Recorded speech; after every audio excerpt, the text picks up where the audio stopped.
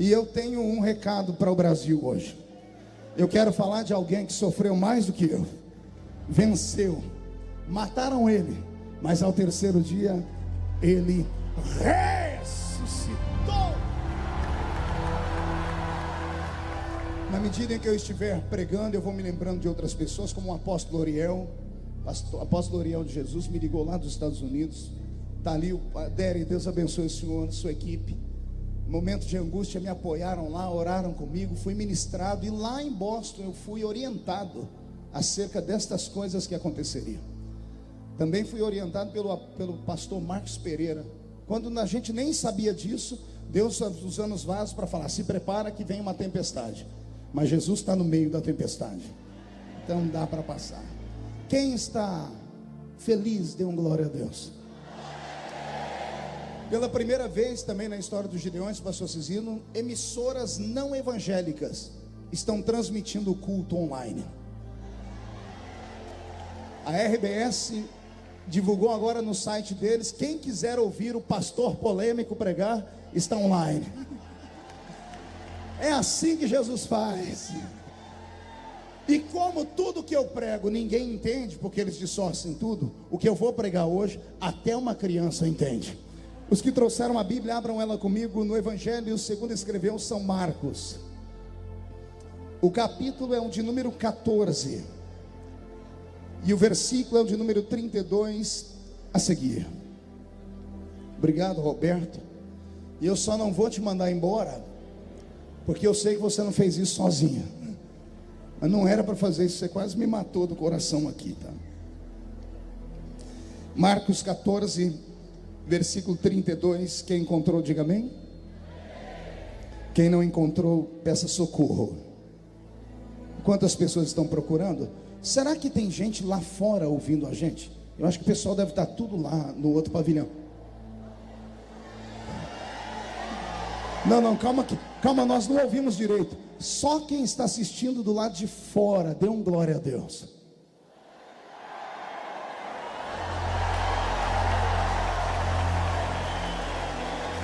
Eu acho que é um dos maiores públicos que nós já tivemos no domingo aqui. Glória a Deus por isso, glória a Deus. Fabiana, obrigado. Fabiana foi a minha guarda-costa, pastor Cizino. Ô mulher arretada, viu? E ela falou que o senhor falou que ela vai casar. Eu creio em milagre, né? Marcos 14, verso 32, está escrito assim: e foram a um lugar chamado Getsemane, e disse aos seus discípulos: assentai-vos aqui enquanto eu vou orar. E tomando consigo a Pedro, Tiago e João, começou a ter pavor e angustiar-se, e disse-lhes: a minha alma está profundamente triste até a morte, ficai aqui e vigiai.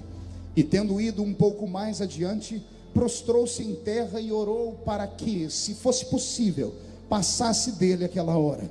E ele disse: Abba, Pai, todas as coisas te são possíveis, afasta de mim este cálice, não seja porém o que eu quero, mas o que tu queres. E chegando, achou-os dormindo e disse a Pedro: Simão, tu dormes? Não podes vigiar uma hora? Vigiai e orai, para que não entreis em tentação. O espírito na verdade está pronto, mas a carne é fraca. E foi outra vez e orou, dizendo as mesmas palavras. E voltando, encontrou-os outra vez dormindo, porque os seus olhos estavam carregados e não sabiam o que responder-lhe. E voltou pela terceira vez e disse-lhes: dormi agora e descansai, basta, é chegada a minha hora. Eis que o Filho do Homem vai ser entregue na mão dos pecadores. Levantai-vos, vamos, eis que está perto aquele que me trai. E a igreja diz amém? Fecha a Bíblia, coloque no banco, na cadeira, pegue na mão da pessoa mais perfumada do seu lado, aperte a mão dele ou dela com carinho até eles falarem aleluia. Pentecostal que não faz barulho está com defeito de fabricação, não é? Vamos orar. Pai, nós te exaltamos, nós te glorificamos, e nós entendemos que dentro de alguns minutos este lugar ficará pequeno para o tamanho da glória que o Senhor vai mandar do alto dos céus. Daqui a alguns minutos os que vieram tristes começarão a saltar de alegria. Os que vieram se arrastando não voltam se arrastando hoje. Hoje voltarão voando nas asas de um novo tempo. Antes que eu comece a ministrar a sua palavra, cerque este ginásio com a sua glória. E num raio de 5 quilômetros, onde houver um demônio alojado, eu dou a esses demônios agora 5 segundos para sumirem de Camboriú, porque se não sumirem, serão queimados pelo poder da sua glória que aqui será derramada. Rasga o céu sobre Santa Catarina, meu Deus. E onde houver agora, Deus, um crente te orando, te exaltando, derrama sobre ele a potência do seu poder e da sua glória. Abre o céu, manda anjos de fogo descerem aqui, que esses anjos comecem a esparramar brasas tiradas do seu altar. E onde houver um crente cheio do Espírito Santo, pega ele, Jesus, mas pega ele agora, agora, agora.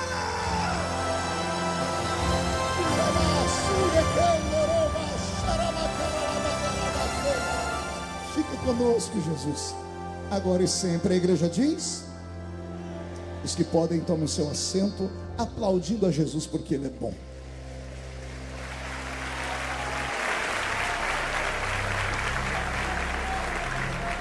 Glória a Deus. Quero fazer menção também do deputado Peninha Mendonça, que é aqui de Santa Catarina. Não sei onde está o Peninha. Deus abençoe Vossa Excelência por ter vindo. Também o vice-prefeito da cidade de Blumenau está aqui, está ali com seu filho. Glória a Deus. Olhe para o seu irmão e diga: está preparado? Alguém trouxe lenço nesta noite? Quem não trouxe lenço, prepare a manga da camisa, a ponta da gravata, porque nós vamos receber um batismo de quebrantamento aqui nessa noite. Amém. Vou pedir para que o pastor Roberto mude a música. E antes de pregar, quero explicar por que vou pregar esse texto. É uma oportunidade única, porque amanhã milhares de pessoas vão acessar o site para saber o que foi que eu preguei. Eu estou orando para Jesus salvar todos os jornalistas do Brasil. Tem alguns que já estão com raiva de mim. Nunca uma notícia durou tanto tempo. Já são quase 80 dias. E nesses 80 dias eles foram obrigados a revirar minha vida inteira. E pegaram mensagens que eu preguei aqui nesse púlpito há 14 anos atrás, espinçaram palavras polêmicas e jogaram para a mídia secular, tentando macular a minha imagem diante do povo, desenhando uma figura de um monstro. E se eu fosse um monstro, não teríamos essa multidão aqui me ouvindo nessa noite. As minhas pregações não despertam ódio, elas despertam nas pessoas a consciência dos seus pecados. E o homem, quando é afrontado com os seus pecados, ele tem duas opções: ou ele se converte, ou ele cria raiva das pessoas que estão falando a verdade. O homem sobre quem eu vou pregar nessa noite foi crucificado, quase foi escalpelado vivo. E o único pecado, entre aspas, que acometeram a ele, porque de fato ele não cometeu nenhum, foi ele ter falado verdades. E a verdade tem que ser dita, custe o que custar, doa quem doer. E como pregador do evangelho, eu tenho um compromisso acima do compromisso de deputado federal. Eu estou deputado, mas eu sou pastor. Amanhã posso não estar mais deputado, mas serei pastor até a volta de Jesus de Nazaré. Então podem caçar o deputado, mas nunca vão caçar o pastor. Querem criar leis para colocar pastores na cadeia, mas ainda que formos para a cadeia, lá dentro pregaremos o evangelho de Jesus Cristo, porque para isso estamos aqui. E outra coisa, vai uma palavra que poucos vão entender, só quem é espiritual: eu estou aqui, mas eu não sou daqui. Eu estou nessa terra, mas a minha terra celestial está preparada.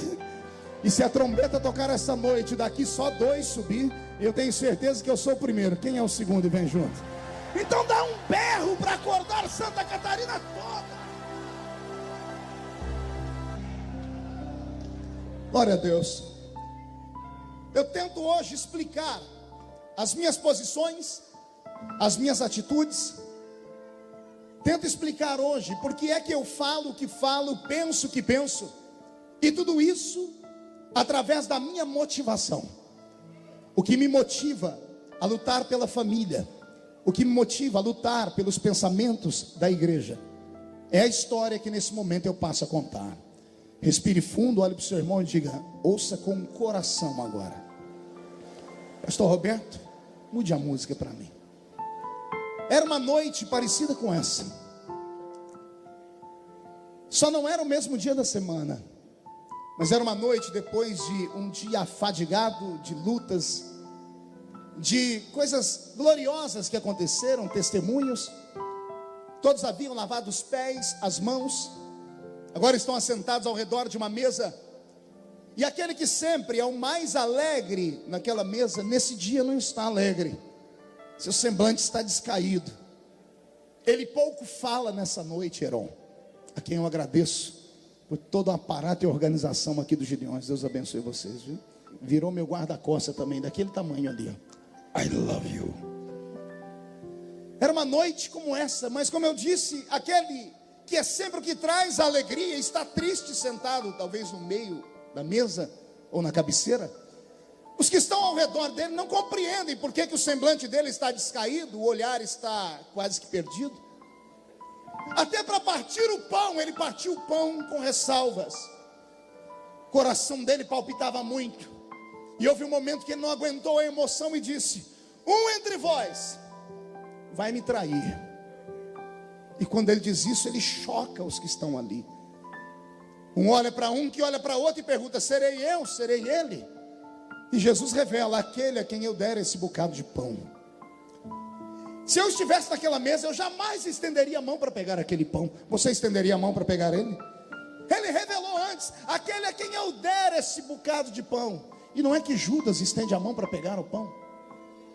Naquele momento a mente de Judas trava. Ele pouco estava prestando atenção no que Jesus estava falando, porque ele não se importava mais com o mestre.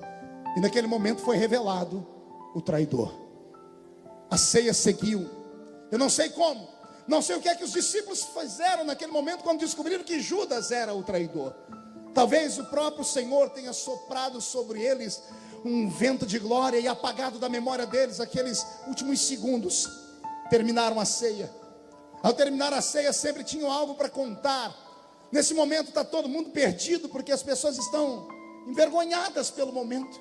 Começam a se levantar pedindo licença, e pela primeira vez Jesus olha um a um e diz: não saiam daqui, fiquem comigo hoje. Eu imagino os discípulos que já estavam se levantando, se assentando de novo, sem entender nada, porque esse não era um pedido comum. E naquele dia Jesus faz um pedido que ele nunca havia feito, pelo menos a Bíblia não conta. Ele olha para eles e diz assim: eu queria que acontecesse aqui o que o meu pai ensinou através de Salomão. Quem está triste, cante, para que a tristeza vá embora. Ah, como eu queria a letra daquela música, Paulo Marcelo. Ah, como eu queria a letra daquele hino, porque com certeza eu cantaria esse hino por muitas vezes na minha vida. E quem sabe nesses últimos 60 dias seria o meu hino de cabeceira, porque foi o louvor que preparou Jesus para uma das piores noites que ele havia tido em 33 anos de existência na terra. Aliás, eu nem sabia que ele era cantor. Não sei que tipo de voz ele falava, não sei se ele cantava como barítono, como contralto, mas com certeza a voz dele naquele dia ficou para sempre registrado no ouvido dos discípulos. Terminaram de cantar, eles pedem licença para ir embora, e Jesus faz uma coisa que ele também nunca fez: não saiam, fiquem comigo mais um pouquinho. Daqui a pouco ele se levanta e diz: já que vocês querem ir, ao invés de ir para casa, vamos subir o monte comigo. Todo mundo se entreolha e diz: ele não está bem. Quer perguntar o porquê? Só falo se todo mundo perguntar. Ele nunca deixou os discípulos subir com ele ao monte da oração. Ele sempre se reservava, e às vezes ele dizia: para proteger vocês, é melhor que vocês fiquem aí e eu vou orar sozinho. Porque ele travava longas noites de batalha com o inferno inteiro. Ele travava longas noites de batalha com potestades espirituais da maldade. Mas nesse dia, ele estava tão carente, ele estava tão machucado, que ele pediu para que os amigos ficassem ao lado dele. E os amigos até tentaram, e caminharam com ele 1 milha, 2 milhas, até chegarem na entrada do Monte das Oliveiras. E ali, quando começaram a dobrar os joelhos, e Jesus contou 1 a 1, faltou um. que no meio do caminho, no lugar escuro, aproveitou uma bifurcação e saiu e debandou, e foi fazer aquilo que ele tinha colocado no seu coração, que era vender o mestre. Está com Jesus agora 11, e quando Jesus percebe os 11 que ali estão, o coração dele se enfraquece. Ele dobra o joelho e começa a orar, e ele percebe que os outros estão orando, mas a oração dos outros não dura mais do que 30, 40, talvez no máximo 60 segundos, porque a única oração que aqueles discípulos faziam, e isso talvez era culpa do próprio Jesus, porque um dia eles chegaram em Jesus e falaram: os discípulos do João sabem orar, por que nós não precisamos orar? Por que nós não podemos orar? E Jesus dizendo para eles: vocês têm a mim com vocês, enquanto eu estiver com vocês eu preciso orar, mas querem aprender a orar? Eu vou ensinar uma oração. E era a única oração que eles sabiam. E eles juntam as mãos naquela noite escura, num grupo de 11, e começam a orar: Pai nosso que estás no céu, santificado seja o seu nome, venha a nós o teu reino, seja feita a tua vontade, assim na terra como no céu. O pão nosso de cada dia nos dai hoje, perdoai as nossas ofensas, assim como nós perdoamos a quem nos tem ofendido. Não nos deixes cair em tentação, mas livra-nos do mal, porque teu é o poder, o reino e a glória para sempre. Jesus não ficou feliz assim, porque eles acabaram de orar e fez-se silêncio no monte. A alma dele angustiada, o coração acelerado, ele querendo gritar. Eu não sei se você já passou por momentos assim. Só vai orar em monte quem está com a vida quase perdida. Tem alguém que já subiu a montanha para orar aqui? Já viu alguém chegar na montanha e ficar rezando? Quando a gente vai para a montanha, a gente vai para a guerra, a gente vai para o grito. Aquilo que a gente não pode gritar em casa, a gente grita na montanha. Aquilo que a gente não pode falar para os amigos, a gente fala na montanha. Na montanha a gente bate o pé no chão, a gente rola na terra, a gente salta e grita até Deus ouvir. E Deus escuta a oração da montanha. Só os que já oraram no monte tiveram uma experiência como essa. Dê um grito de glória a Deus, por favor. E Jesus queria que os discípulos orassem com ele, porque um orando sozinho, todo mundo vai ouvir a oração. Mas se tiver mais de um, se tiver 12, porque eles estavam em 12 ali, os 11 mais ele, ninguém saberia o que o outro estava orando, mas eles se calaram. E Jesus percebe que eles não têm o que orar. E eles tentam orar, mas a oração que eles sabem é só o Pai Nosso, e acaba por ali mesmo. E enquanto eles estão tentando orar, Jesus começa a ficar mais angustiado. Ele se levanta e faz algo que ele nunca havia feito. Pergunte o quê? Ele chama os 3 amigos mais íntimos dele, Pedro, Tiago e João. Leva eles para um canto. Ele abraça os 3 e diz: o que eu vou falar para vocês é o desabafo de um amigo. Os outros são meus filhos, são meus discípulos, mas não têm a intimidade que vocês têm comigo. Então com vocês eu posso falar que vocês não vão se escandalizar. Se eu falar para os outros o que eu vou falar para vocês, eles vão abandonar a fé, mas para vocês eu posso. Os 3 estão com o coração acelerado também, dizendo: o que é que Jesus vai falar? E Jesus olha no olho dos 3, Valquíria, e diz: a minha alma está angustiada.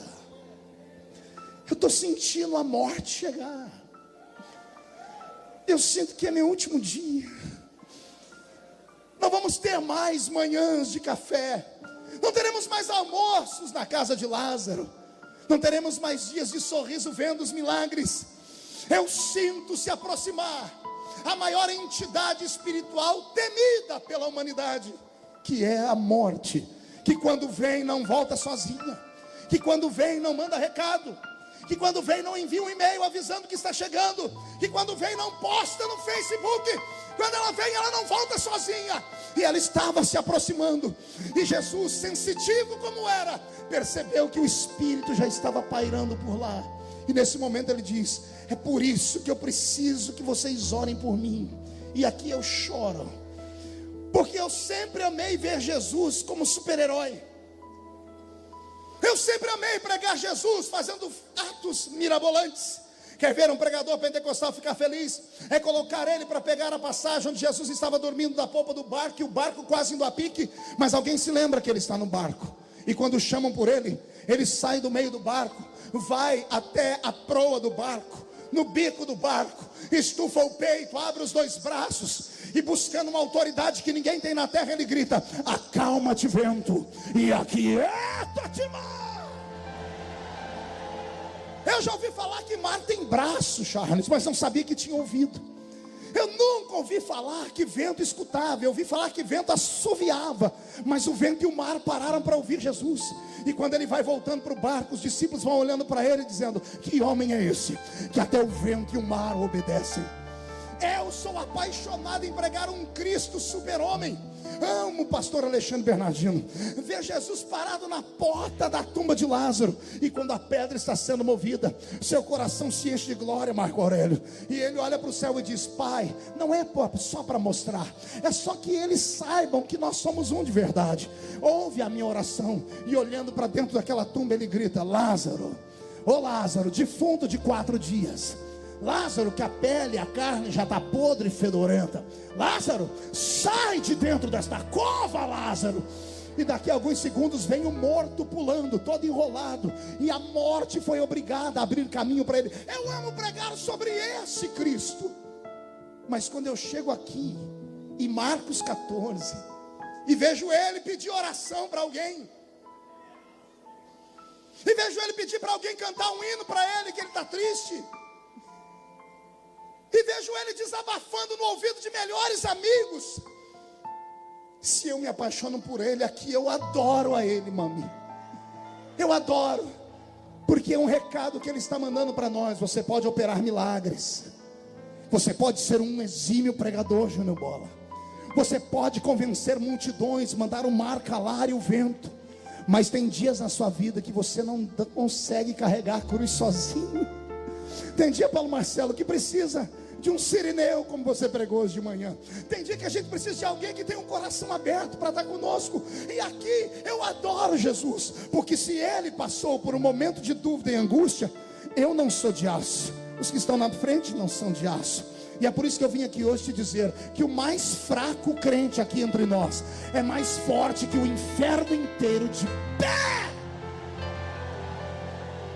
Vou falar mais uma vez para que o inferno escute. O crente mais capenga que chegou aqui chamando Jesus de Genésio, o crente mais capenga que ao entrar aqui desafiou Deus dizendo: é meu último dia, não volto mais aqui se o senhor não falar comigo. Esse crente, ele é justificado por Jesus Cristo, ele é perdoado por Jesus Cristo e será glorificado por Jesus Cristo. E se tem alguém que concorda comigo, dá só mais um grito de glória. Contando para eles o que ele estava sentindo, ele não disse que estava com dor de dente, nem com a mente doendo, ele disse que estava sentindo a morte chegar. Nem mesmo isso fez os discípulos orarem com ele. Quando eles começam a orar o Pai Nosso, pastor Vanderlei Carceriano, e terminam, Jesus disse assim mesmo: tem cruz que a gente tem que carregar sozinha, nem o melhor amigo pode acompanhar a gente. Ele levanta Newton e vê todo mundo dormindo, o coração está na mão. Ele entra pelas pairagens daquele jardim, do Jardim das Oliveiras, o Jardim do Getsêmani. Getsêmani significa prensa de óleo. Ó, para onde está indo a oliveira verdadeira?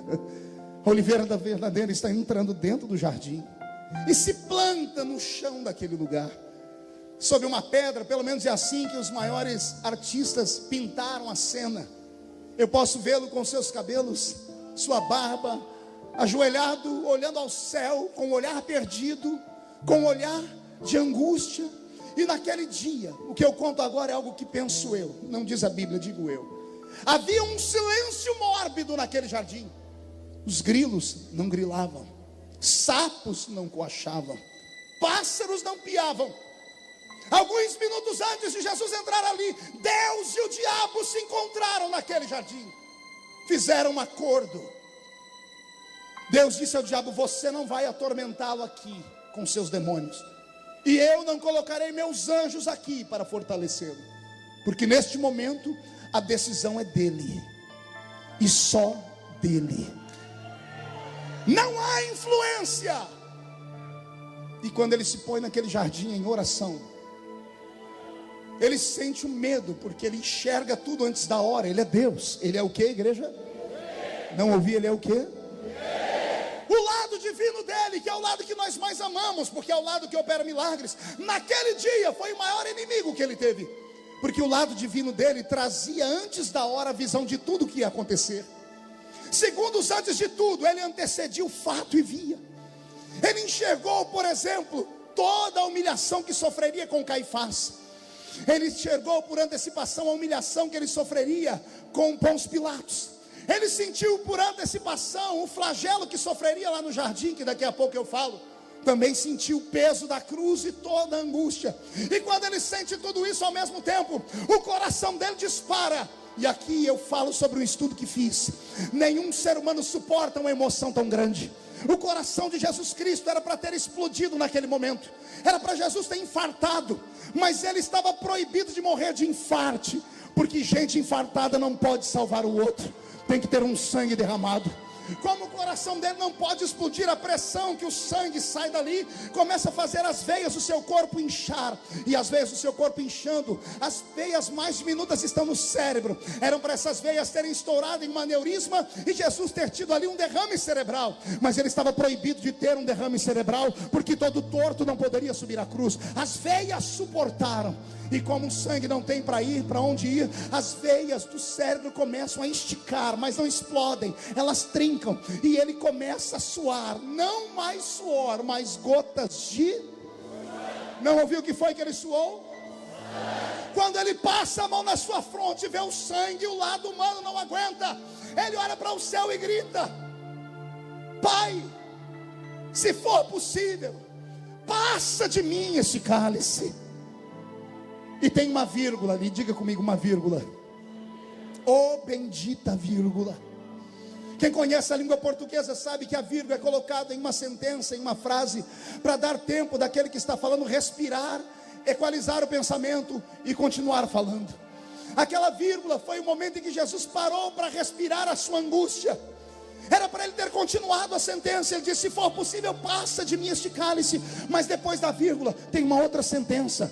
Ao invés de ele dizer: eu estou com medo, ele olha para o céu e diz: todavia, seja feita a tua vontade e não a minha. Eu chorei o dia que eu entendi isso. Eu perguntei: Jesus, por que o Senhor falou isso? Ele disse: por causa daquela vírgula. Eu disse: o que o Senhor viu na vírgula? Ele disse: na vírgula eu não vi nada. Mas no momento em que eu parei para respirar, eu abri os meus olhos espirituais, que me fizeram anteceder e ver a cruz. E eu vi a cruz antes da hora de novo. Só que agora eu não me assustei, porque eu inclinei a cabeça para a direita e enxerguei lá na frente, depois da cruz. E depois da cruz eu vi os gideões missionários da última hora.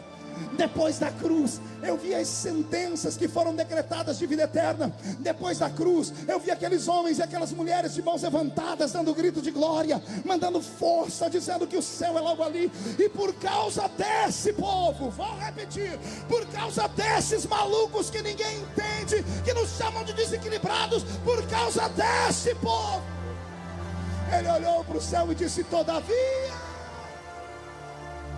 seja feita a tua vontade, não a minha. E ele se levanta. Ele se levanta numa força incrível. Não é mais o mesmo homem que entrou. Eu disse que não é mais quem? Não ouvi? Não é mais quem? Pergunte por quê. Ele entra depressivo. Ele entra triste. Ele entra angustiado. Quando ele se levanta, ele sai dali como um guerreiro. Ele sai mais forte que um guarda pretoriano. Ele sai e acorda os discípulos assim: não pudestes orar comigo? Eles vão dar uma desculpa e diz: agora é tarde, não precisa mais orar, porque a carne é fraca, mas o espírito está forte. Não, você não entendeu. Ele diz: eu entrei aqui com a minha carne tremendo, mas recebi lá dentro uma fortaleza no espírito. Eu encaro o diabo se for preciso. Agora eu profetizo que depois desta festa, nesta noite, as famílias que estão reunidas aqui, ao saírem pelas vicinais, pelas estradas do Brasil, vão voltar cheias do Espírito Santo. O seu espírito vai estar de pé.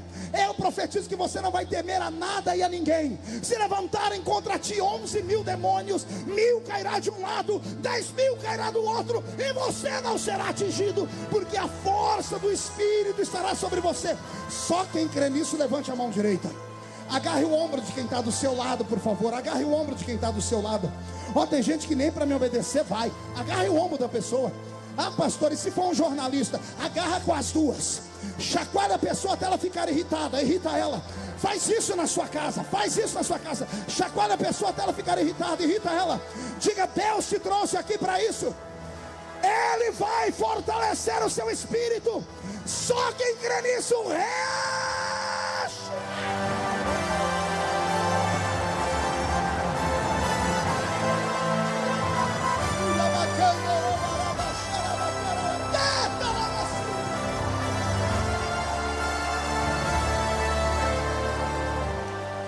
Vou contar uma coisa que desceu do céu agora.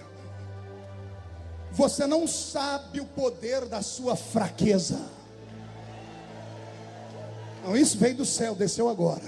Vou repetir. Você não sabe o poder da sua fraqueza. Quando um crente está fraco, ele coloca Deus de pé no trono. Deus não consegue ser Deus na vida de crente forte.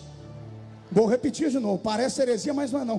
Deus não consegue ser Deus na vida de crente forte, porque o crente forte confia no braço dele, confia no joelho dele, confia no bolso dele, confia na convenção dele, confia na igreja que está com ele, confia no trabalho dele. Agora o crente, quando está lascado, quando está vendendo almoço para comprar janta, quando está sofrendo mais do que sovaco de aleijado, quando ninguém dá nada por ele, nesse momento ele se joga no chão e diz: papai, eu não aguento. Aí Deus se levanta e diz: é para você que eu sou Deus. Onde você não vai, eu te levo. O que ninguém faz por você, eu faço. Eu profetizo que os fracos que vieram aqui, porque os fortes já foram embora, mas os fracassados que vieram aqui terão uma surpresa esse ano. 2013 será o ano da revolução na sua vida. 2013 será o ano da glória de Deus na sua vida. Só quem crê nisso tira o pé do chão para adorar agora. Deixa eu ver.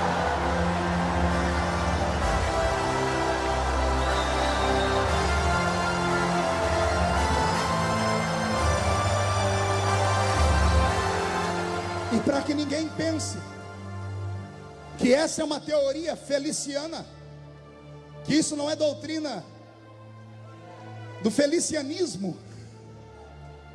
Boa essa, boa Anderson. Felicianismo. Paulo disse: quando eu estou fraco, é aí que eu... Calma, põe o verbo direito. Quando eu estou fraco, é aí que eu sou forte. Porque estar é passageiro. Você está fraco, mas na verdade você é forte. Não, você não entendeu, eu vou falar de novo. Você está fraco, mas você é um gigante para Deus. Eu profetizo que a força do Senhor te acompanhará, e Deus vai tirar da mão do ímpio, vai entregar na sua mão tudo aquilo que o seu coração deseja. E se tem alguém que acredita, diga: eu creio, eu creio. Então pega, põe no coração, e só mais um grito, só mais um grito, só. Alguns jornalistas vieram perguntar para mim, o que não entra na cabeça deles, pastor Wagner, do Canadá, é como é que eu aguento tanta pressão. Falei: como é que o senhor consegue dirigir as comissões com aquela barulheira toda? Eu disse: meu filho, eu sou pentecostal. Quanto mais grito, melhor para mim. Quanto mais fuzuê, mais cheio de Deus eu fico. É assim que as coisas continuam. Cadê os crentes que vivem na pressão aí? Agora respire fundo. Vamos sair do Getsemane.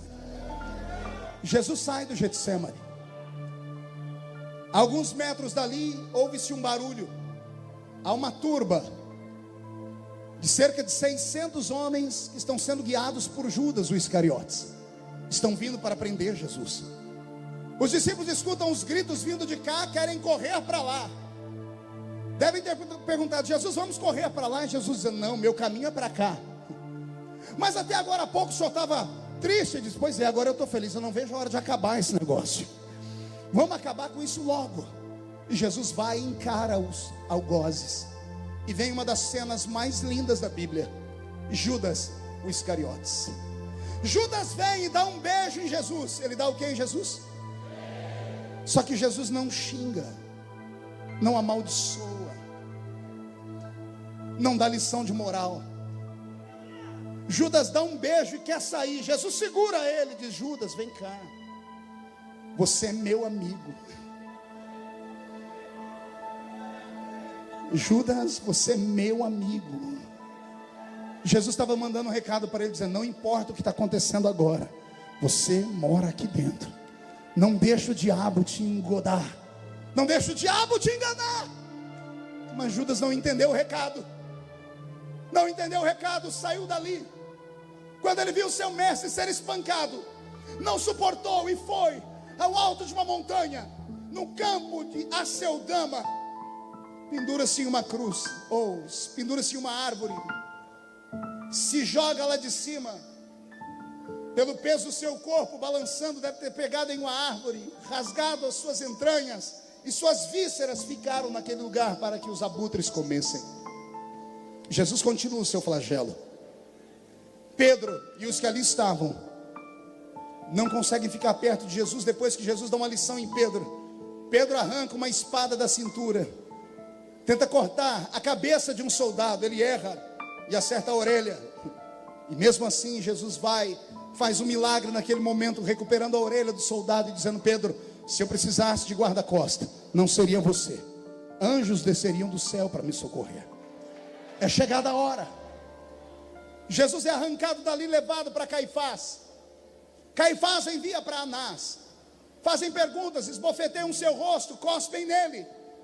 E Jesus em silêncio suporta o seu flagelo. Até que depois desse momento, Jesus é levado para que seja julgado por um tribunal romano. Porque Anás e Caifás só podiam fazer com Jesus um julgamento religioso. Como não podiam matar Jesus, porque isso feria a lei daquele tempo, precisavam arrumar uma acusação legal diante da justiça romana. E encontraram a acusação. Falaram que Jesus dizia para todo mundo que era o rei dos judeus, e isso oprimiria o reino de Roma, poderia criar uma cisão no reino de Roma, uma rebelião. Levam Jesus para Pôncio Pilatos. Pôncio Pilatos, depois de meia dúzia de conversas com Jesus, ele era um cônsul, afinal de contas era um embaixador, era um homem que entendia de leis, era um homem intelectual. Meia dúzia de palavras com Jesus e pronto. Jesus convenceu ele de que ele não era tudo aquilo que falava. Tem acontecido isso comigo nesses dias, né? Depois de apanhar bastante, me deram a oportunidade de falar na imprensa, na televisão. Depois de 3 programas de televisão, mudou a cara do Brasil acerca da minha pessoa, porque pessoas intelectuais pararam para ouvir e viram que mentiras caem por terra quando a verdade aparece.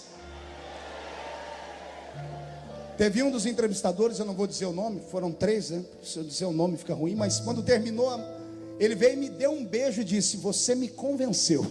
Se você me convenceu, você convence qualquer pessoa. Eu tenho até medo de ir na sua igreja e acabar me convertendo lá, pela pregação da palavra. Pôncio Pilatos tenta encontrar um subterfúgio. Ao invés de matar Jesus, porque os judeus tinham sangue, que estavam com sangue nos olhos por Jesus, ele promove um massacre do corpo de Jesus. Jesus é levado para o alpendre da sua casa, ou melhor, do lado de fora do alpendre havia uma mini praça dentro do palácio onde Pôncio Pilatos morava. E ali naquele espaço colocaram um tronco, amarraram Jesus pelas mãos, deixaram ele seminu, e 2 soldados pretorianos começam um flagelo que resultou em quase 500 cortes nas costas de Jesus. Foram 39 chibatadas, uma quarentena de açoites menos 1, 39 chibatadas com um chicote chamado azorrague. Azorrague era um chicote com 12 tiras de couro. 12 tiras de couro, e na ponta de cada tira uma limalha de ferro, um pedaço de osso de carneiro quebrado. Cada vez que o chicote era desferido e batia nas costas, o osso e o ferro entravam na carne. Quando puxavam, rasgava a carne de Jesus por completo. Ele teve isso elevado a 39 vezes. Então multiplique 39 vezes 12, e você vai ter o número de cortes que Jesus teve nas suas costas. Só que havia entre os judeus, quando eu estive em Israel há pouco tempo, eu aprendi isso, e isso me fez chorar muito. Havia entre os soldados romanos uma disputa. A disputa entre os soldados romanos era para saber em qual round cairia o judeu, porque nenhum judeu se ajoelhava diante de autoridades que não fossem do povo dele. Batiam nas costas para que o homem perdesse as forças e se arregasse. Então todos os judeus que foram levados para esse tipo de flagelo, havia sido feito um estudo entre os soldados. Na 10ª chibatada, nenhum mais aguentava, porque 10 chicotadas significavam 120 cortes no corpo. Então eles esperavam todos a 11ª chibatada. Pergunte por quê? O corpo não aguentava, e a pessoa esmorecia. Ao esmorecer, ele ficava pendurado. O soldado que está batendo não para medir onde está batendo, porque batia só em um lugar, até ver os ossos aparecerem. Depois de 120 chicotadas ou 120 pancadas dadas por 10 chibatadas no mesmo lugar, a carne de Jesus já estava toda em frangalhos. Agora os ossos estão aparecendo. Quando o corpo dele esmorece e ele cai, o soldado não para abaixar junto com o corpo dele. Ele continua dando a 11ª chibatada no mesmo lugar. Só que agora o corpo de Jesus caiu. A 11ª chibatada não pega mais as costas, pega no ombro, pega no pescoço, pega no rosto. E quando o soldado puxa a 11ª chibatada, a parte mais sensível do corpo humano está ensanguentada, e vem a parte que ninguém entende. E a Bíblia diz que Jesus, como uma ovelha muda, permanecia. Pilatos, num canto olhando, vai para sua mesa jantar. Cláudia procura sua esposa, que acabou de fazer o jantar, está vendo que o marido mexe no prato, mas não come. E deve ter perguntado a ele: por que não come, embaixador? Ele diz: não tenho fome. Eu vi um homem judeu, na verdade galileu, jovem, bonito, inteligente, sofrendo ali na mão dos soldados. O corpo dele está dilacerado. Ao término das chicotadas, Jesus deixou ali 2 litros de sangue e desmaia. E Pôncio Pilatos diz: que homem é esse? E a mulher dele diz: eu não me meto em assuntos de governo, mas ontem à noite, enquanto eu orava, o Deus dos deuses me apareceu e disse para mim: não toque na questão desse homem, porque esse homem é justo. Esse homem é justo. Soltam as mãos dele. O corpo de Jesus cai ao chão, é embrulhado, jogado em uma cela. Pilatos passou a noite toda acordado, seu espírito perturbado. Ele não queria matar Jesus. Na verdade, de manhãzinho, uma luz ilumina a mente dele. Hoje é um dia especial, é o dia do perdão para os judeus. Eu posso libertar um preso, eu posso dar vida a um enquanto mato o outro. Então vou pegar o pior de todos os bandidos que nós temos, que é Barrabás, e coloco ele ao lado desse Jesus. Como ele levava a multidão na sua palavra, a multidão vai querer que solte Jesus, e eu não tenho o sangue dele nas minhas mãos. Naquele dia de manhã, quando acordaram Jesus, acordaram ele aos pontapés. O corpo dele embrulhado sobre o corpo ensanguentado, um pano grudado no seu corpo, um pano que colou em todas as feridas que estavam no seu corpo. Quando Jesus é exposto diante da multidão, puxam aquele pano de uma só vez. Você já tirou um esparadrapo de uma ferida? Imagine tirar a ferida de quase 400 esparadrapos de uma vez. Quando arrancaram aquele pano que havia colado no corpo dele, Jesus tem o seu corpo inteiro tremendo, e as feridas abrem de novo. E Pilatos, mais do que depressa, diz: senhores, nós podemos libertar um dos dois. Quem é que vocês querem que eu solte, Jesus ou Barrabás? E a multidão que foi comprada, corrupta, grita em uma só voz: solte Barrabás. Crucificam, crucificam, crucificam.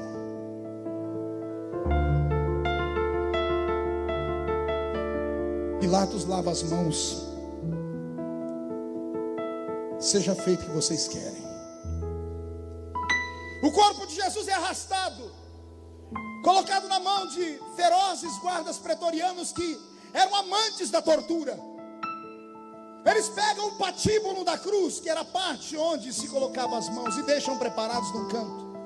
Começam a preparar o corpo de Jesus com cortejo de horror. Pegam uma coroa de espinhos e dizem: já que você é rei, eis aí a sua coroa. Fincam na cabeça de Jesus uma coroa com espinhos que chegavam a ter de 11 a 12 centímetros de tamanho. Espinhos capazes de vazar uma madeira de acácia, a madeira usada para fazer a arca da aliança. Fincam aquela coroa na cabeça de Jesus. Cospem nele. Arrancam a sua roupa.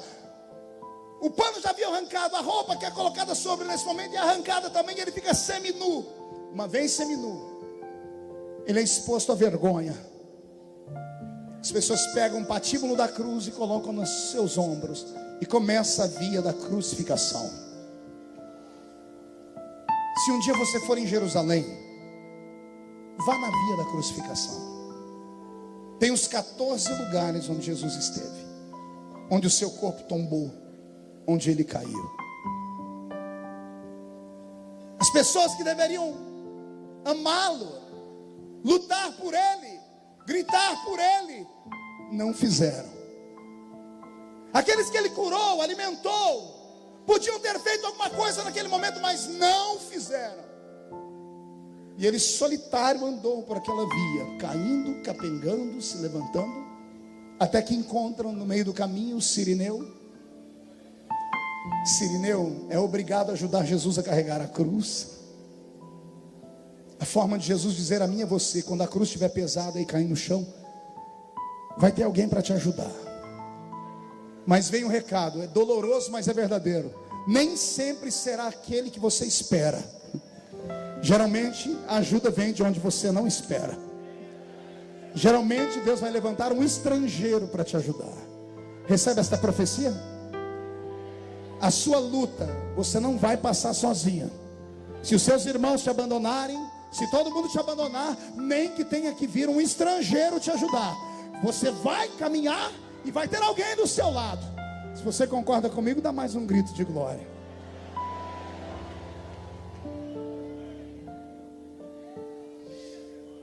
Estamos no Gólgota, e o vento sopra. O astro rei que brilha no céu olha para a terra, e nesse dia ele se envergonha. Até que daqui a alguns minutos ele vai se esconder num canto do mundo. Os pássaros deixam de voar. A terra começa a se regurgitar, até que daqui a alguns minutos, algumas horas na frente, ela vai provocar um terremoto.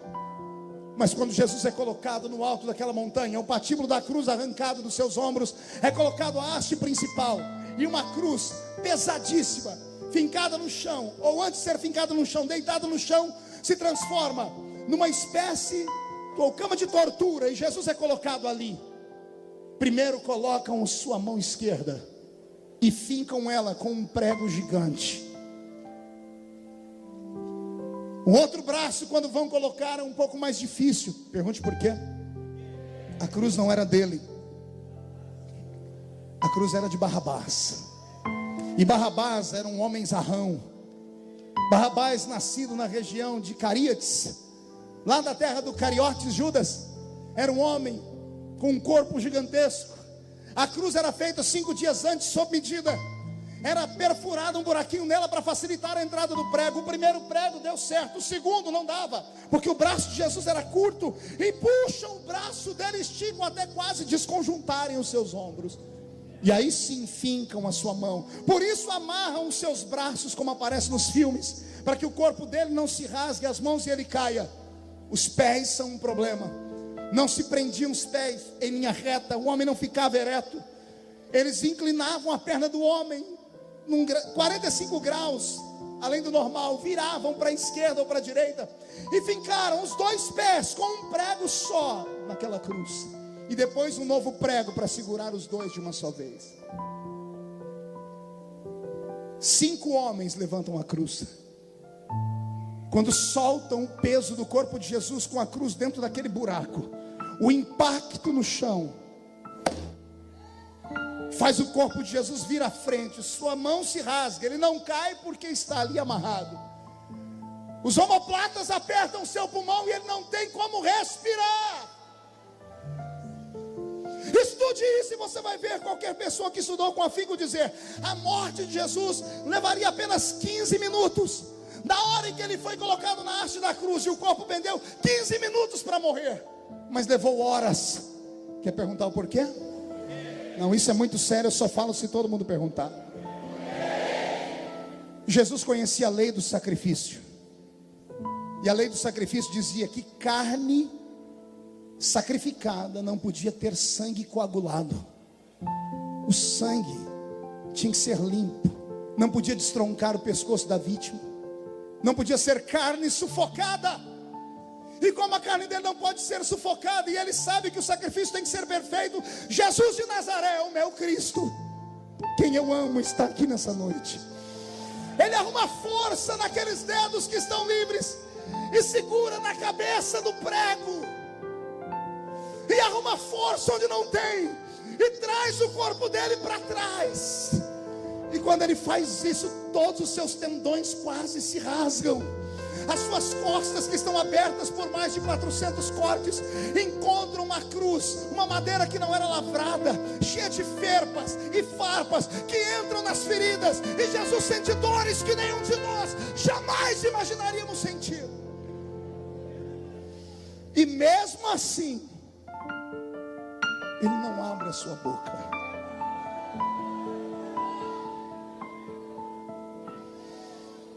Aos amigos que estão nos ouvindo, é por isso que eu não renuncio.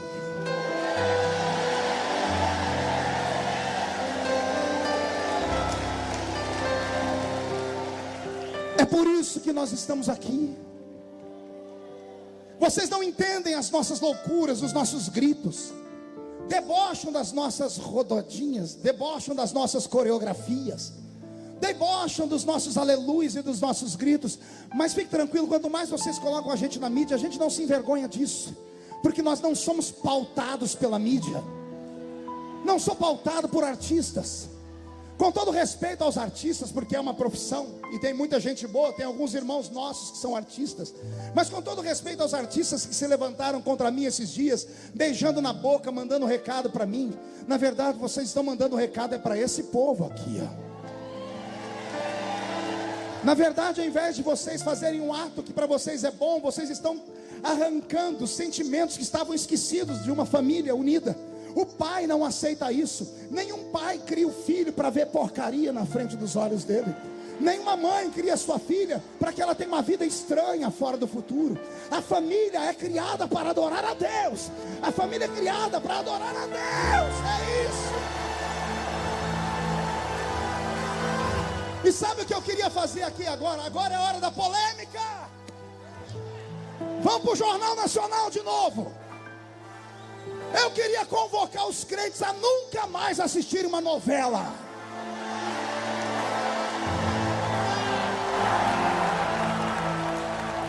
Sabe quando é que eles vão sentir o peso da nossa fé?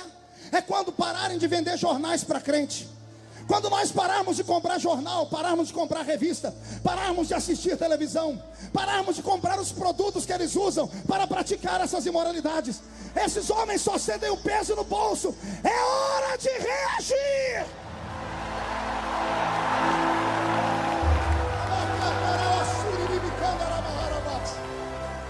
Escute aqui.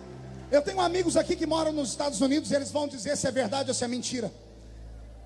O conglomerado Walt Disney, há alguns anos atrás, não faz muito tempo, criou dentro do Walt Disney uma praça com detalhes de coisas que são contra a família. No dia da inauguração, foi um fiasco. Pergunte por quê. Só fala se todo mundo perguntar por quê. As famílias cristãs americanas, eu não estou falando crentes, estou falando cristãs, boicotaram, foram para frente da Disney, fizeram um cordão e não deixaram ninguém entrar. Você não entendeu? Vou repetir. Fizeram um cordão na entrada, ninguém entra. Um dia, 2 dias, 3 dias, no 4º dia acabou. Foram lá e desmontaram aquele negócio. Lá é um lugar de família.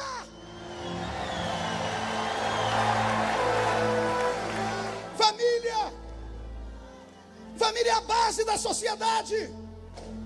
Família é a base da existência. Antes do Estado está a sociedade. E antes de haver Estado e sociedade, já havia família. E antes de haver a família, havia um homem. Deus disse: farei para você uma mulher, e os dois juntos darão crescimento à humanidade.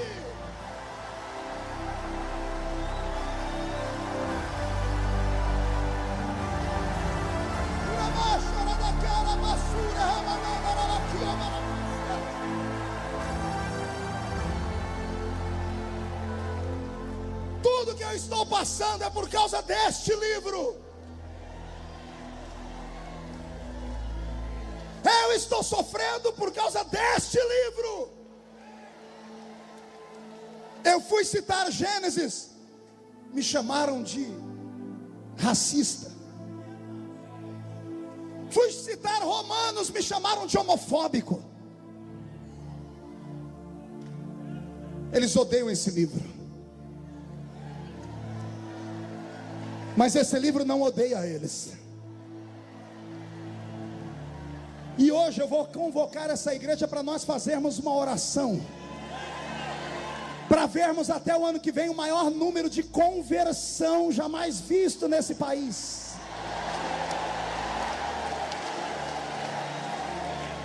Talvez até tenha alguns manifestantes por aí perdidos.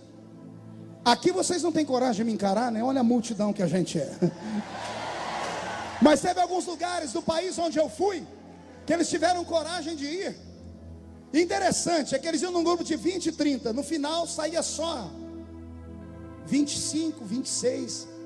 Aí eles perguntavam: cadê os outros? Estão lá na frente do púlpito da igreja chorando. Aceitaram Jesus como Salvador.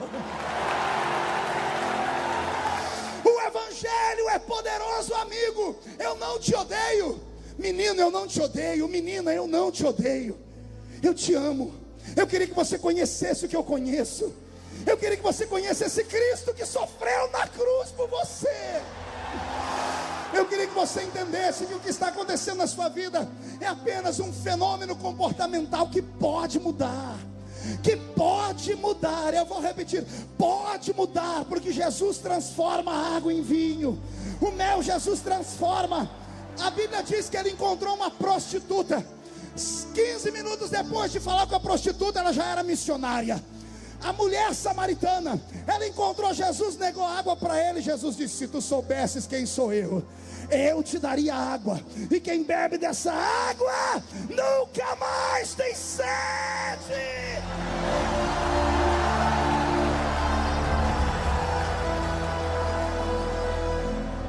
Eu profetizo a tua salvação. Daqui a alguns anos eu vou te ver aqui. Seus dentes estão rangendo, seus olhos estão trincados. Você está nesse momento enchendo meu Twitter de palavrão e ameaças de morte. Eu te amo. Declaro meu amor incondicional pela sua vida. Estou lutando por você. Você tem que se lembrar que você só está aí agora com essa raiva toda, e só está vivo porque um homem e uma mulher fizeram você.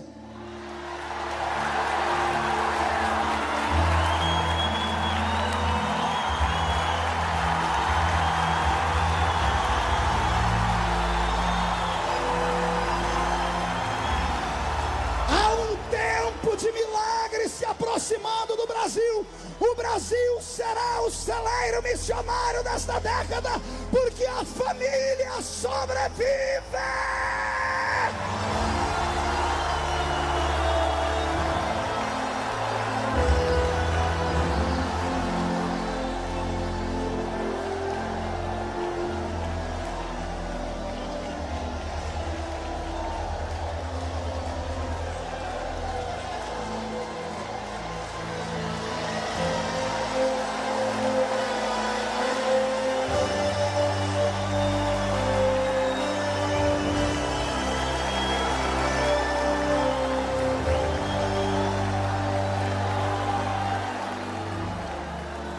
Preste atenção.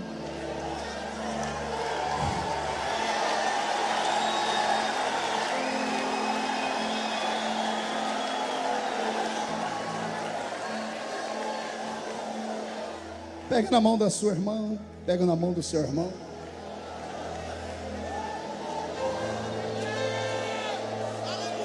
Jesus está no alto da cruz.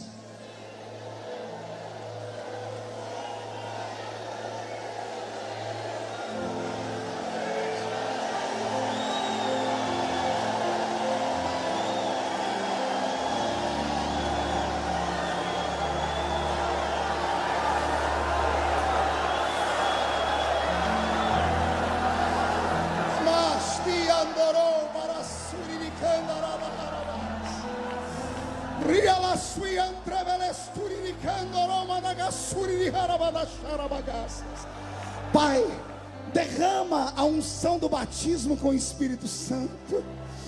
Batiza com o Espírito Santo aqui. Agora!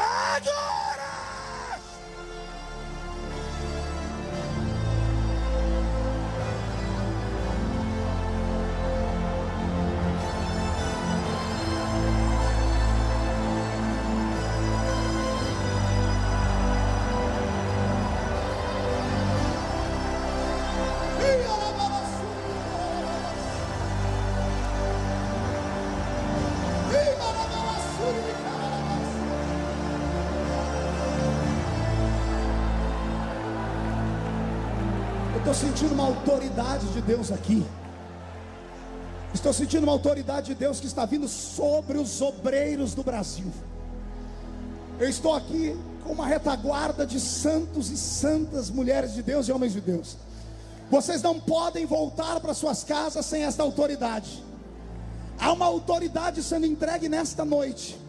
A autoridade onde o Senhor dará a chave das cidades onde os senhores moram nas suas mãos. É um tempo de conversão. É um tempo que nunca antes houve na nossa história. Eu tenho dificuldades em lidar com esse tipo de revelação instantânea que vem. Estou tentando explicar. O Senhor está dizendo ao meu coração que a nação brasileira será usada como um breque. Nós seremos usados como freio no carro do anticristo. O carro do anticristo está acelerado na Europa, está acelerado na América do Norte. O carro do anticristo vem pelo apoio das grandes governanças. O carro do anticristo vem debaixo de uma palavra chamada progressistas. E acorde, escute, vou denunciar. Essa semana um pastor postou numa reunião onde ele estava a seguinte palavra sobre mim. E o nome do infeliz também é Marco. Ele escreveu assim: nós podíamos orar nesse momento para Deus dar um derrame no pastor Feliciano.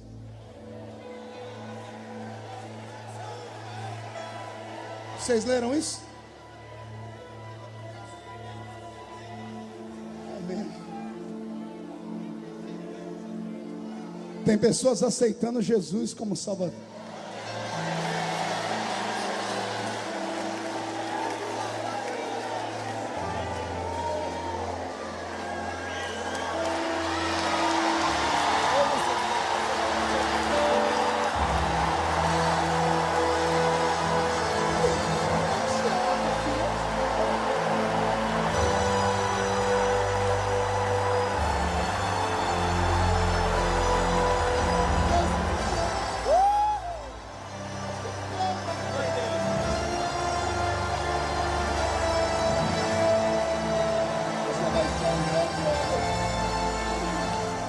Você vai ser um grande homem. Jesus traz vida sobre o coração dele. Todo o sofrimento que ele teve com o pai dele, toda a tristeza que ele sofreu na infância, traz vida para dentro dele e faz ele ser um profeta.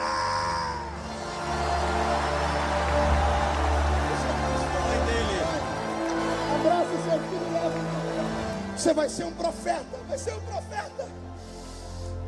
Ai, Jesus amado.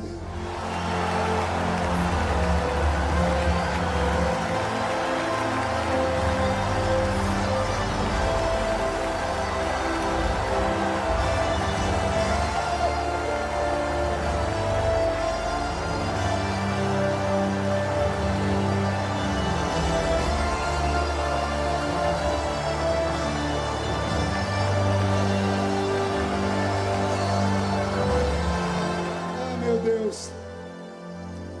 Coloque ele aqui perto da gente para cultuar aqui perto. Nessa luta que eu venho passando, me deixaram sozinho na cruz por 30 dias. Mas não foi maldade. Foi um tempo que Deus permitiu. Por 30 dias, Newton, você está lá em Brasília, você sabe, nem a nossa frente havia se manifestado. Em 30 dias, nem a minha convenção havia se manifestado. O Brasil inteiro me viu apanhar sozinho. E houve noites que eu chorei. Eu sou presidente de um ministério pequeno. Nossas igrejinhas têm 4 anos. Eu achei que nós íamos ter que fechar as portas da igreja, Joelson. Joelson é o pastor da igreja de Ribeirão Preto. Está na mídia as fotos. Mais de 200 pessoas gritando, fazendo feitiçaria na frente da igreja. A minha esposa, vem cá, amor.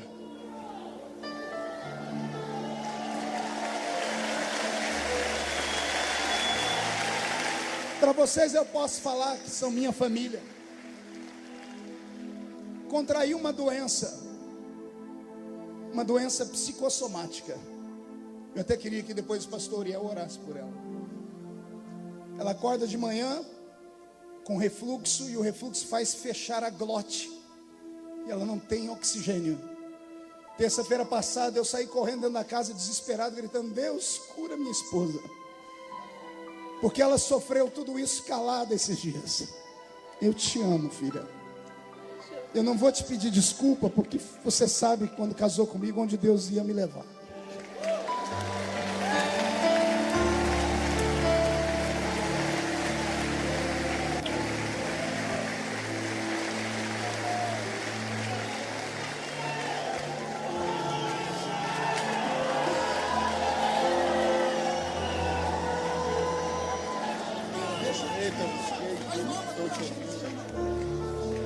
Meu Deus, o meu filho.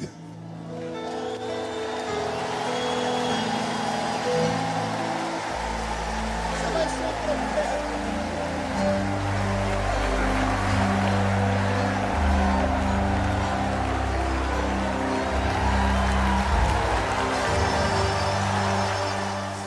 Imagem e semelhança de Deus. Imagem e semelhança de Deus. Imagem e semelhança de Deus.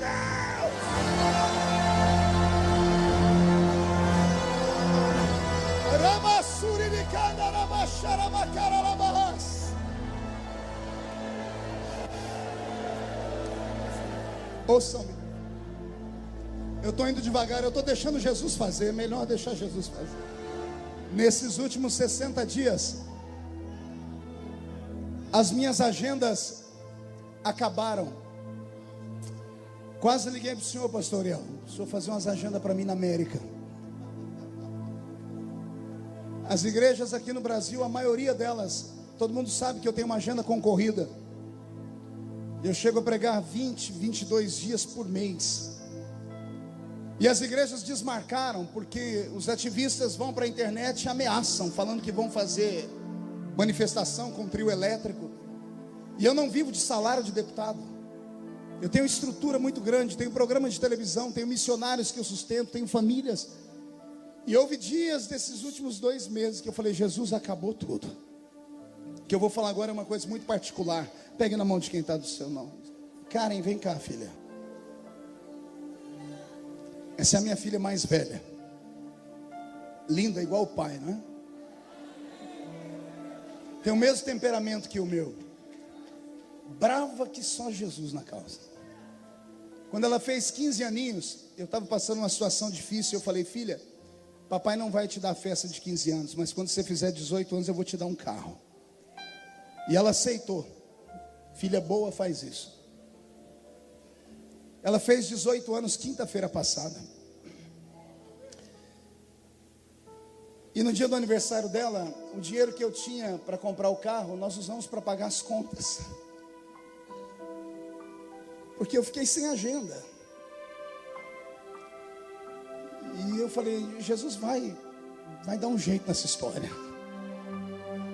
Aí, 2 dias antes do aniversário dela, um amigo me ligou, o apóstolo René Terra Nova. Me chamou para ir lá em Porto Seguro, no evento dele, e tinha lá 17 mil pastores. Ele me deixou pregar. Quando eu terminei de pregar, os irmãos vieram correndo ao púlpito, jogando dinheiro no púlpito. Eu nunca vi aquilo, eu não pedi nada. E o apóstolo havia dito que aquilo aconteceu uma vez só, 10 anos atrás. Deus moveu o povo. Foi 1 hora a gente jogando dinheiro no meu pé. Eu falei, meu Deus, estou desesperado, o que é isso? E o apóstolo dizendo, Deus está trabalhando, fica quieto. O dinheiro que veio de oferta aquele dia, eu consegui pagar todas as contas. E quando foi essa semana agora que passou, um irmão que estava lá naquele evento me ligou, falou com o Dr. Bauer. O Dr. Bauer me deu a notícia, eu liguei para ele, ele falou, pastor Marco, Jesus falou comigo que era lá no congresso de Porto Seguro, que era para eu voltar para casa a pé. Eu falei, por quê? Porque ele mandou dar o carro da minha mulher para sua filha. Aí ele falou, só que a minha mulher ia divorciar de mim. Aí quando eu cheguei no hotel, eu falei, filha, nós vamos a pé para casa. Ela disse, vamos mesmo, porque Jesus falou comigo que é para eu dar o carro para a filha do pastor. Não é o carro que ela quer, mas é um começo. Chega a segunda-feira, amanhã está em casa às 2 horas da tarde. É a forma de eu falar para minha filha que Jesus sempre cuidou da gente. Ele nunca vai te desamparar, nunca.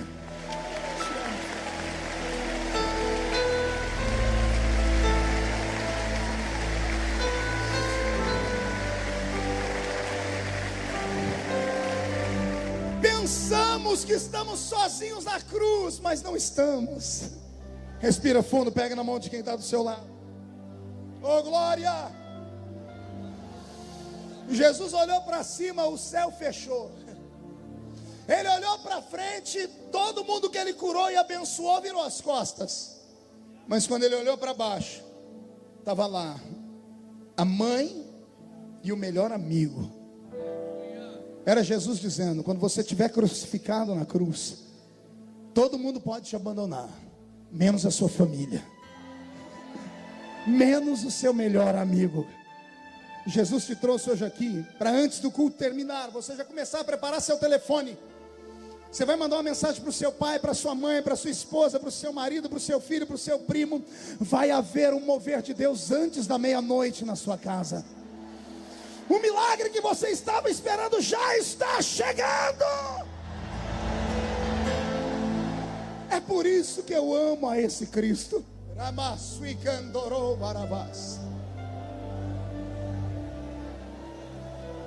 Houve uma hora naquele dia, naquela sexta-feira, que Jesus olhou para o céu e disse: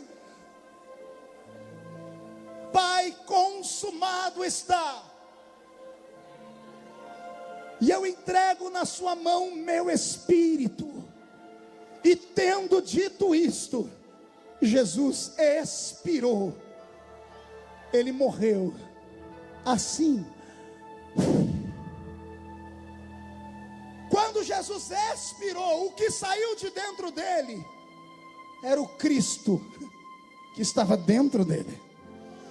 Quando o espírito, o fôlego de vida saiu de dentro dele, olhou para baixo e disse para o corpo pendurado na cruz: fica tranquilo aí, eu vou sair, mas daqui 3 dias eu venho te buscar de volta. Uma vez me perguntaram: pastor, por que Jesus morreu primeiro do que os outros 2 bandidos? Ele sofreu menos? Não, ele sofreu de igual forma, os outros também foram flagelados.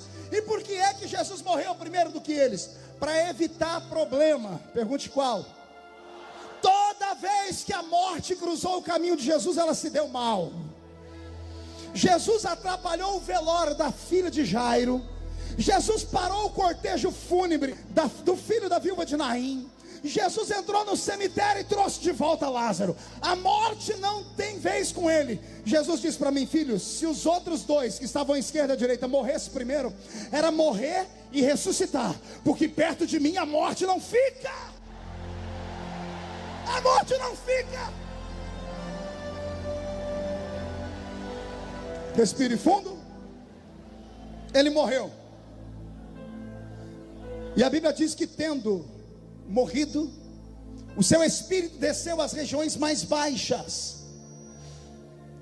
E antes da ressurreição trouxe consigo um cativeiro. Trouxe consigo o quê? Pergunte o que é isso, pastor. Todos os que morreram antes de Jesus tiveram uma chance da salvação. Todos os que morreram antes de Jesus tiveram a chance da salvação. Senão Deus seria injusto. Quando Jesus morre, nesses 3 dias que ele desaparece, ele desce às profundezas do Hades. Ele vai no seio de Abraão. E todos os que morreram antes dele tiveram a chance de encontrar nele o Messias. Pode imaginar ele entrando lá no cativeiro, abrindo as portas, porque a chave da morte está na mão dele, e ele dizendo: Lázaro, ou melhor, antes de lá, vamos pegar os mais antigos. Daniel, sai para fora, Daniel. Mas quem és tu, Senhor? Eu sou aquele que fecha a boca dos leões. Jeremias, sai para fora. Mas quem és tu, Senhor? Eu sou o oleiro e tu és o vaso. Ezequiel, sai para fora. E quem és tu, Senhor? Eu sou o anjo que tem o cordel na mão de medir e meço as águas do avivamento. Lázaro, sai para fora. Sai todo mundo que morreu para fora. Abandone este lugar agora, porque é hora de conhecermos o verdadeiro paraíso. Agora que o evangelho está anunciado entre os mortos, é domingo como hoje, só que era de manhãzinha. Um grupo de mulheres foram até a tumba. Chegaram lá, a pedra estava rolada. 2 homens de branco estavam esperando elas. E eles gritam: por que procurais entre os mortos aquele que vive? Ele não está mais aqui. Ele já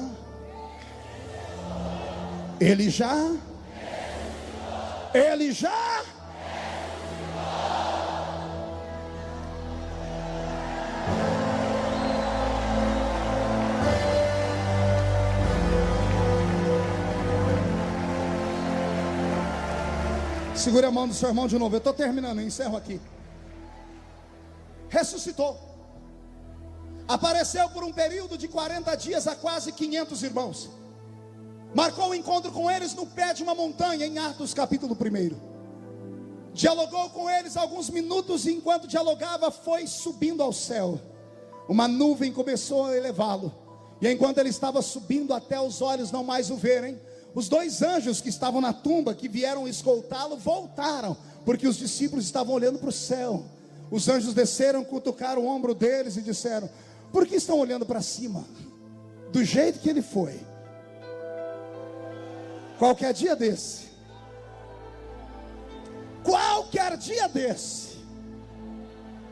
ele vai voltar.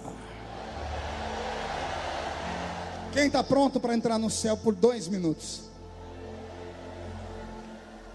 Quando ele desaparece dos olhos dos homens, ele não vai para a atmosfera, não vai para o espaço sideral, ele vai para o céu da eterna glória de Deus.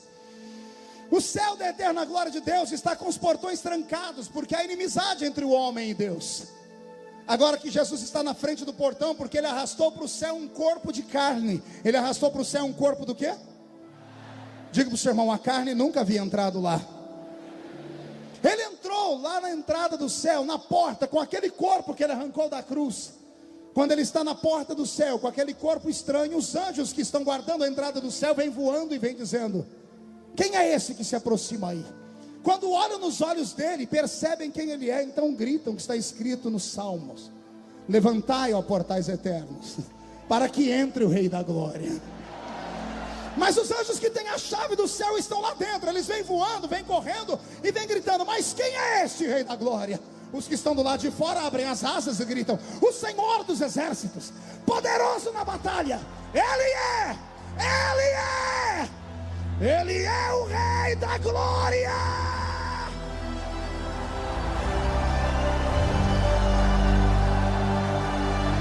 O o portão se abre, um homem de carne e osso entra no céu.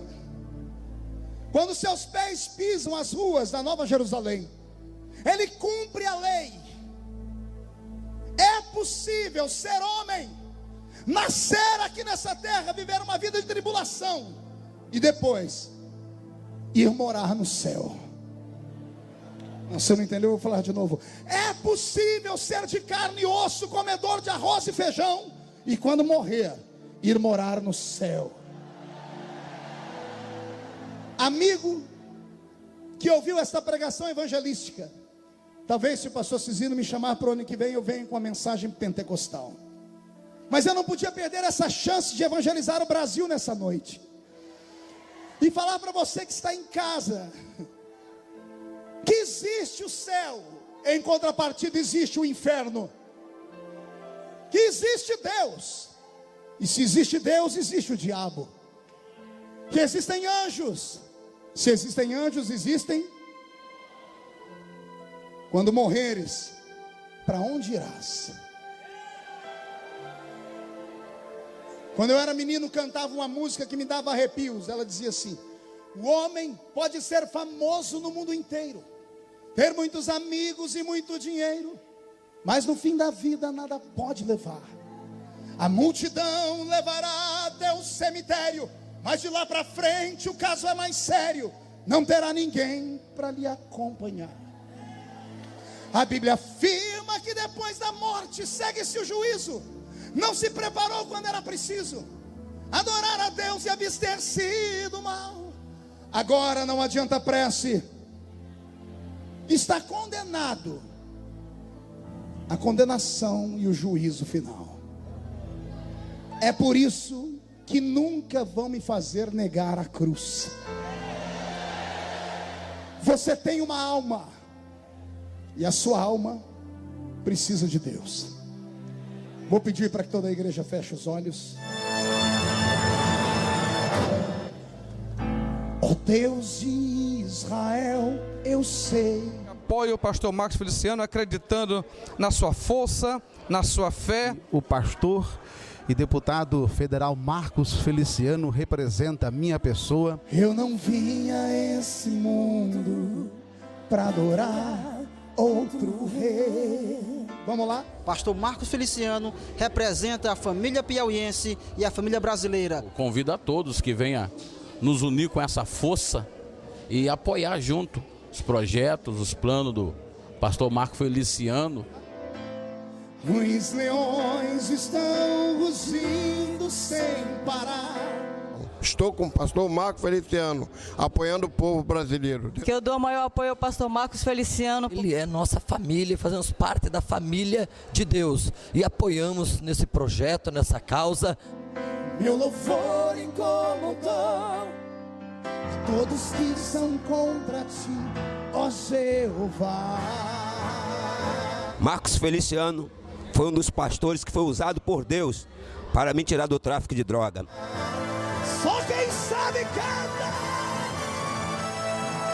Nada pode intercalar. Marcos Feliciano é realmente, legalmente, o representante da família. Estamos junto com o servo, pastor Marcos Feliciano. Apoiamos ao pastor Marcos Feliciano. Marcos, tamo junto, conte conosco. Louvor do meu coração, nos manjares eu abro mão. Pastor Marcos Feliciano representa o povo brasileiro. Que pastor Marcos Feliciano me representa. Vai em frente na sua luta, na sua fé, que Deus é contigo. Tamo junto, Deus abençoe. Nos palácios não quero não. Marcos Feliciano é uma pessoa do bem. O pastor Marcos Feliciano vai representar bem o nosso Brasil. Nós estamos dando o maior apoio ao nosso pastor Marcos Feliciano. Eis-me aqui como Daniel, com os olhos voltados para o céu. Pastor Marcos Feliciano, você nos representa.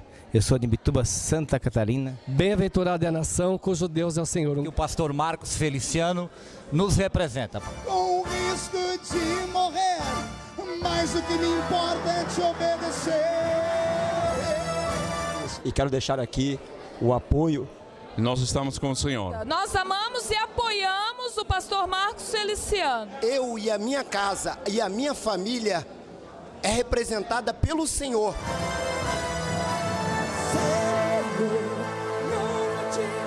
Solte a voz! O pastor Marco representa a minha família. E estamos nessa guerra aí, apoiamos Marcos Feliciano. Nós estamos junto com ele, apoiando ele, em defesa da família. Marcos Feliciano me representa? Me representa. Eu tenho uma família e Deus é o Deus da família.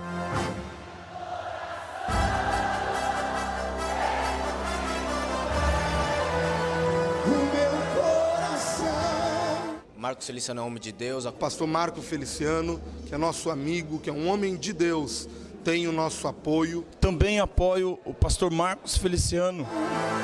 Vivo só pra ti. É hora de brigar pela família e defender esse homem de Deus que está lá à frente, pastor Marcos Feliciano. Nós estamos dando apoio ao pastor Marco Feliciano. Conte conosco, o povo de Goiás está em peso aí apoiando o senhor, amém?